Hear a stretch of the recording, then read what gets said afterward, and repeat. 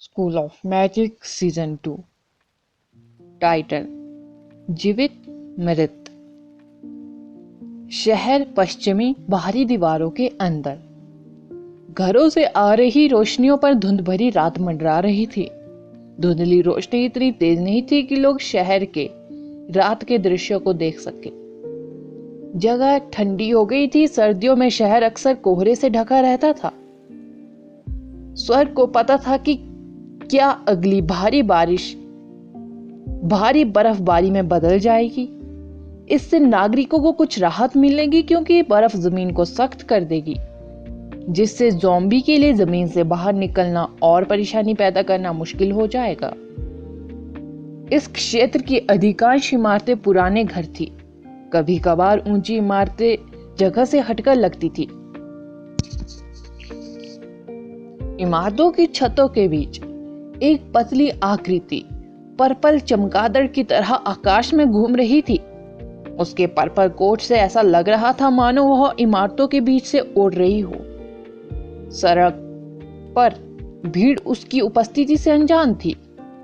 वह एक परिसर की छत पर रुक गई। परिसर बहुत बड़ा नहीं था, फिर भी इसमें काफी संख्या में लोग रहते थे, जो कोई और नहीं बल्कि हुआ गांव के लोग थे। चीफ प्रेमा सीढ़ियों पर बैठे एक प्राचीन पाइप से हुक्का पी रहे थे। रितिका धीरे धीरे मुखिया के पास गई और बूढ़े व्यक्ति को संदेह भरी निगाहों से घूरने लगी। क्योंकि मेरे पिता ने गांव को धोखा दिया और चले गए। आप ही वो व्यक्ति है जिसका मैं सबसे अधिक सम्मान करती हूँ, लेकिन मैं कुछ नहीं कर सकती। लेकिन मुझे संदेह महसूस हो रहा है, रितिका ने कहा। संदिग्ध? तुम किस बात पर संदेह कर रही हो? चीफ प्रेमा ने भ्रमित होने का नाटक करते हुए कहा। छत पर समीक्षा ग्रामीणों का हालचाल लेने ही वाली थी कि तभी वह बातचीत में अचानक आ गई। जब उसने रितिका की बातें सुनी तो उसने छत से नीचे ना कूदने का फैसला किया। उसकी पतली आकृति धीरे धीरे शैडो में विलीन हो गई। केवल हल्की सी चमकती आंखों का एक जोड़ा बचा। मैंने गौजी से सुना कि उसने सनी बकरी गांव के लोगों को देखा है, रितिका ने जारी रखा। गौजी हमेशा अपने दिमाग से बाहर रहा है। आपको उसकी बातों को गंभीरता से नहीं लेना चाहिए, प्रेमा ने कहा। मैंने अन्य बातें भी सुनी हैं और वे सभी सनी बकरी गांव से संबंधित है। क्या आप मुझे यह नहीं बताएंगे कि सनी बकरी गांव के लोग कहाँ गए थे? रितिका ने पूछा। लड़की, क्या तुमने समाचार नहीं पढ़ा? जियांची क्षेत्र के 6 गांव अचानक नष्ट हो गए। आपने देखा कि कैसे ज़ॉम्बी ने हम पर हमला किया। यहाँ तक कि गांव के चारों ओर अवरोध होने पर भी मुझे यकीन है कि सनी बकरी गांव का भी यही हश्र हुआ। तो अब आप मुझसे क्यों पूछ रहे हैं?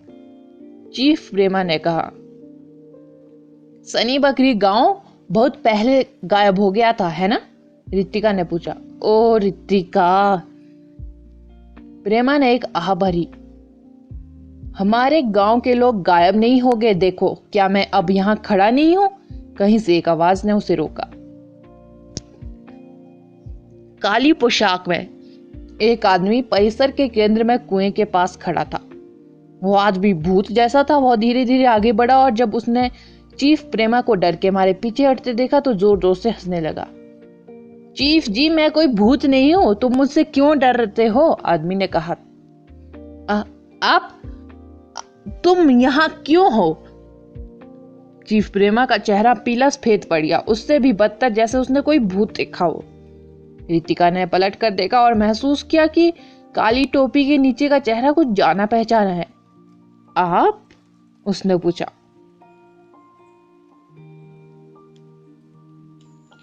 फैंगू ने समीर पर नजर डाली, जिसका चेहरा खाली था, जैसे कि वह कुछ पुष्टि करने की कोशिश कर रहा था। समीर की ओर से कोई प्रतिक्रिया न देखने के बाद उसकी निगाहें फिर से प्रेमा पर केंद्रित होगी और एक भयानक मुस्कुराहट के साथ जारी रखा। डरो मत, मैं यहाँ केवल एक ही चीज लेने आया हूँ। वह गधा कौन है जिसने मेरे बेटे को मार डाला? तुम मुझे बताओ और मैं तुम्हारी जान बख्श सकता हूँ। आपका बेटा? क्या आपका बेटा बहुत पहले नहीं मर गया? प्रेमा की आवाज पहले से ही उस आतंक से कांप रही थी जो वह अनुभव कर रहा था। पागल! गौजी बाहर भागा और जो कुछ भी वह जानता था उसे उगल दिया, जैसे ही कि वह दया मांग रहा हो। क्या वह लड़की है? लड़की? वह बेवकूफ के दोस्त के साथ आई थी। मैंने उसके हाथों को बढ़ते हुए पंजों में तब्दील होते देखा और यह फैंग के सिर से मैं घुस गया। गौजी, जिस व्यक्ति को आपने हुआ गांव से देखा था वह फैंग था, लेकिन आपने नहीं, रितिका ने पूछा। वह कुछ शब्द उगल गई क्योंकि वह डर के मारे कुछ बोल नहीं पा रही थी। हर कोई एक ही जनजाति से है। हम सभी यहाँ का यहाँ होना दुर्लभ है, इसलिए मुझे लगता है कि पुनर्मिलन से कोई नुकसान नहीं होगा। मुझे एक सेकंड दीजिए, मैं उन्हें यहाँ बुलाऊंगा। फेंगू अचानक हंस पड़ा। हंसी के बीच फेंगू ने एक स्टार पैटर्न बनाना शुरू कर दिया था जो काले खून के रंग का था। यह न केवल शैडो एलिमेंट की तरह काला था, ना ही यह फायर एलिमेंट की तरह चमकीला था, बल्कि बुराई के संकेत के साथ गहरा लाल था। खून की तेज गंध के साथ हवा में एक गहरी ऑरा फैल गया। गहरे लाल रंग का स्टार पैटर्न एक पुजारी द्वारा चढ़ाए गए रक्त बलिदान जैसा महसूस हुआ, क्योंकि इसके पूरा होने के तुरंत बाद इसने एक जबरदस्त खूनी चमक उत्सर्जित की। काली गैस ने तुरंत परिसर को मौत की उपस्थिति से भर दिया और इसके बाद परिसर के केंद्र में कई आकृतियां दिखाई दी जहां पहले केवल फैंग खड़ा था। कोई नहीं जानता था कि वे लोग कहां से आए थे। वे कहीं से भी प्रेत की तरह प्रकट हुए या डायमेंशनल समनिंग के माध्यम से बुलाए गए बिष्टों की तरह, या शायद फैंग ने नर्क के द्वार को खोल दिया था और उन्हें पाताल लोक से बाहर खींच लिया था। लोग काफी सजीव लग रहे थे। खून की रेखा वाले उनके पीले चेहरों के अलावा वे काफी हद तक आम इंसानों की तरह ही दिखते थे। बाहर का शोर सुनकर फैंग परिसर की एक इमारत से बाहर आया। फैंग यूमियाओ। हालांकि उन्होंने तुरंत परिसर में लोगों के परिचित चेहरों की खोज की। वे बिल्कुल वैसे ही दिखते थे जैसे जब वह गांव से बाहर निकला था। प्रेम इतना उत्साहित था कि उसे उन ग्रामीणों को गले लगाने की तीव्र इच्छा महसूस हुई जिन्हें वह अपने परिवार की तरह मानता था। मत जाओ, रितिका अचानक चिल्लाई। प्रेम अपनी जगह पर रुक गया। उसने असमंजस में रितिका की ओर देखा। उसे समझ नहीं आया कि वह उसे क्यों रोकने की कोशिश कर रही थी। सनी बकरी गांव के लोग प्राचीन राजधानी में चले गए थे और वह अंततः उनसे मिलने में सक्षम हो गया। क्या उन्हें खुशी नहीं होनी चाहिए कि आखिरकार वह उनके साथ फिर से मिलने में सक्षम हो सके? क्या तुम नहीं बता सकते? रितिका का चेहरा सख्त था। उसने अपने भारी डर से शांत होने की पूरी कोशिश की। वे सभी मर चुके हैं। वे सभी मर चुके हैं। जब प्रेम ने ये शब्द सुने तो उसे विश्वास नहीं हुआ। हालांकि जब उसने परिचित ग्रामीणों पर करीब से नजर डाली तो वह अंततः डर से कांप उठा। ऐसी ठंड भरी रात में परिसर में उपलब्ध रोशनी के तहत वे जो भी सांस छोड़ते वह सफेद धुंध में बदल जाती। रितिका जोर जोर से हाँफ रही थी, सफेद धुंध छोड़ रही थी। प्रेमा घबराहट के कारण जोर जोर से सांस ले रहा था, फिर भी अभी भी सफेद धुंध निकल रही थी। भूलने की बीमारी से पीड़ित समीर के साथ भी ऐसा ही हुआ। बाहर आते आते सबकी सांसें सफेद धुंध में बदल रही थी ठंड के कारण। हालांकि उसके गांव के लोग जो अजीब तरह से परिसर में दिखाई दे रहे थे वे सतह पर जीवित दिख सकते हैं, फिर भी उनमें से कोई भी सफेद धुंध नहीं छोड़ रहा था। उनके मुंह, नाक और कानों के चारों ओर केवल एक अजीब सी गहरी लाल धुंध घूम रही थी, मानो वह मृत ग्रामीणों का पोषण कर रही हो। School of magic season 2 title black rotten corpse army.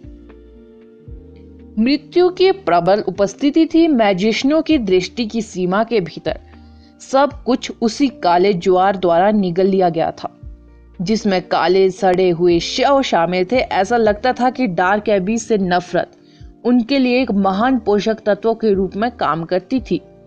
प्रत्येक ज़ॉम्बी ने काले कवच पहने हुए थे, जिसके परिणाम स्वरूप एक दुर्जय सेना बन गई थी। काला पेंडेंट, इच्छानुसार खाने का समय, लेकिन प्रार्थना करने में मेरी मदद करे कि उन धर्मी नेताओं के साथ कुछ भी गलत नहीं होगा, अन्यथा यदि आपके पिता यहीं मर जाते हैं, आदर्श खुद को काले पेंडेंट का पिता बताता है, तो अन्य लोग जो आपको ढूंढेंगे वे आपको कबाड़ का टुकड़ा समझेंगे और आपको फेंक देंगे। इसलिए आप अब और अधिक आत्माएं नहीं खा पाएंगे। आदर्श ने अपने सीने के सामने लटके पेंडेंट को ऐसे पकड़ा जैसे वह उसके साथ सुखद बातचीत कर रहा हो। काला पेंडेंट कभी भी अपने पिता को बेवकूफ की तरह खुद से बात नहीं करने देता था। पेंडेंट कांप उठा, जिसका अर्थ था कि उसने उसे स्पष्ट रूप से सुना था। आदर्श ने बुदबुदाते हुए कहा, ऐसा लगता है कि ये ज़ॉम्बी और अधिक सोल्स प्रदान कर सकते हैं। जब आदर्श गांव के रास्ते में ज़ॉम्बियों से लड़ रहा था तो उसे पता चला कि काले पेंडेंट को वास्तव में अंतिम आत्मा के टुकड़ों को खाने में मजा आया, जो ज़ॉम्बी में बदल गए। इसने सर्वेंट क्लास सोल एसेंस को तेज गति से अपग्रेड किया, अन्यथा आदर्श ने अपने 33 फायर एलिमेंट स्टार को मजबूत नहीं किया होता। इस लड़ाई में भाग लेने से आदर्श को सबसे बड़ा लाभ संभवतः इन सोल एसेंस से मिल सकता था, या तो आत्मा अवशेषों से अपग्रेड सोल एसेंस या कुछ दुर्लभ सोल एसेंस जो ज़ॉम्बी द्वारा गिराए गए बस काले पेंडेंट द्वारा एकत्रित कर लिए जाएंगे। इसलिए जब आदर्श ने सर्वेंट लेवल की ज़ॉम्बी की भारी संख्या देखी तो उसे दृढ़ता से विश्वास हो गया कि वे सभी काले पेंडेंट के भोजन में बदल जाएंगे। इसमें कोई आश्चर्य नहीं कि काले पेंडेंट आज इतना उत्साहित लग रहा था। मारो, सबको मार डालो, क्रॉस आकार के निशान वाला आदमी चिल्लाया, जबकि उसके पैरों के नीचे एक आइस स्टार पैटर्न उभर आया। पलक झपकते ही 4 बर्फीली जंजीरों ने उस आदमी को घेर लिया। वह व्यक्ति बहुत अनुभवी आइस मैजिशियन था और आइस जंजीरों पर उसका नियंत्रण चरम स्तर पर पहुंच गया था। जैसे ही वह बर्फीली जंजीरों के बीच हवा में उछला जो उसके सामने बेतहाशा नाच रही थी, उसने सख्ती और आत्मविश्वास से उड़ती हुई बर्फ की जंजीरों पर कदम रखा, जिससे वह सीधे सड़ती हुई काली लाशों के समूह पर पहुंच गया। काली लाशें हर जगह थी। दूर तक नजर डालने पर भी वे सेना का अंत नहीं देख सके। ज़ॉम्बीज के इतने बड़े समूह का सामना करते इसमें हर कोई इतनी हिम्मत से आगे बढ़ने में सक्षम नहीं था। क्रॉस आकार के निशान वाले व्यक्ति ने मैजिशियनों को प्रेरित करने में मदद की। जब अन्य लोगों ने उसकी साहसी कदम को देखा तो उन्होंने तुरंत अपने मैजिक का उपयोग करना शुरू कर दिया, क्योंकि वे काले ज़ॉम्बी से भिड़ गए। यदि आप मर चुके हैं तो आपको बस भूमिगत रहना चाहिए और पौधों के लिए पोषक तत्वों में बदलने के लिए सड़ना चाहिए। बाहर मत आओ और उन लोगों को परेशान मत करो जो अभी भी जीवित है, एक शानदार बैटल मैजिशियन ने कहा, जिसका लंबा लबादा उसके चलते समय हवा में बह रहा था। उसकी उंगली जिस मिट्टी की ओर इशारा कर रही थी उसमें से मोटी जादुई लताएं तुरंत उग गई। लताएं घने कांटों से ढकी हुई थी जो किसी डिबन बिस्ट के चारों ओर लिपटने पर त्वचा की एक परत को तुरंत छील देती थी। हालांकि यह उन ज़ॉम्बी के खिलाफ उसी तरह से काम नहीं करेगा जिन्हें दर्द का कोई एहसास नहीं था। यहां तक कि जब उनका शरीर 2 हिस्सों में बंट जाता था तब भी उनका ऊपरी शरीर अपने नुकीले पंजों के साथ रेंग कर आगे बढ़ता था, मानो वे अपने लक्ष्य के सामने रेंग कर ही जीत हासिल कर लेंगे। दुर्भाग्य से जादुई लताओं को नियंत्रित करने वाली बैटल मैजिशियन बस अपनी एड़ी से उनके दिमाग पर हमला करेंगे। एक महारानी प्रकार, आदर्श ने अपने दिल में बड़बड़ाया। उसने मौके का फायदा उठाकर उसका नाम पूछने की कोशिश की, क्योंकि वह उससे कुछ ही दूरी पर थी। बैटल मैजिशियन ने आदर्श को गर्व और बर्फीली नजर से देखा, जिसने उसे बताया कि उसके पास युद्ध के मैदान में उससे दोस्ती करने का समय नहीं था। उसका नाम नीलिमा है। वह मैजिक एसोसिएशन से है। वह पर्वत संघ में नहीं है, फिर भी वह उन लोगों की तुलना में अधिक हिंसक है। एक बार उसने ट्रेनिंग में छात्रों के एक समूह का नेतृत्व किया था और एक प्रसिद्ध परिवार के मूर्ख छात्रों में से एक को उसकी जादुई लता ने 1 घंटे से अधिक समय तक परेशान किया था। उसके कपड़े पूरी तरह से अस्त व्यस्त थे। वो अंडर लीडर बोर्ड पर 7वें नंबर पर है, जिसने पिछले 5 वर्षों में 1330 सर्वेंट क्लास ज़ॉम्बी और 78 योद्धा स्तर के ज़ॉम्बी को मार डाला है। विकृतता के संकेत के साथ एक परिचित आवाज प्रकट हुई। आदर्श पीछे मुड़ा और बहुत आश्चर्यचकित हुआ जब उसने देखा कि एक आदमी जो उसके घुटनों को चूमने के बहुत करीब था और एक भयानक मुस्कुराहट के साथ उससे बात कर रहा था। शॉर्टी, तुम यहाँ क्यों हो? आदर्श ने आश्चर्य से पूछा। मैं हमेशा से यहीं रहा हूँ, लानत है। क्या मैंने तुम्हें नहीं बताया कि मैं उस सड़क से ठीक उस पार रहता हूँ जहाँ अमृत झील के लोग रहते हैं? जब मैंने सिग्नल देखा तो मैं तुरंत चलाया। शॉर्टी ने चौड़ी आंखों से विरोध किया। ओ सॉरी, आपको भीड़ के बीच देखना बहुत कठिन है जब तक कि आप मेरा ध्यान आकर्षित करने की कोशिश ना करें। आदर्श ने सिर हिलाया। कृपया, भले ही मैं विभिन्न अजीब तरीकों से पैसा कमाने की कोशिश कर रहा हूँ, मैंने एक बार हंटर यूनियन में विश्व शांति के लिए एक धर्मी मैजिशियन बनने की शपथ ली थी। कृपया मानो, बोले। इस ऑपरेशन में भाग लेने वाले हंटरों को माननीय हंटर की उपाधि दी जाएगी, जिसे मैं कम से कम 8 मिलियन में बेच सकता हूँ। शॉर्टी ने कहा।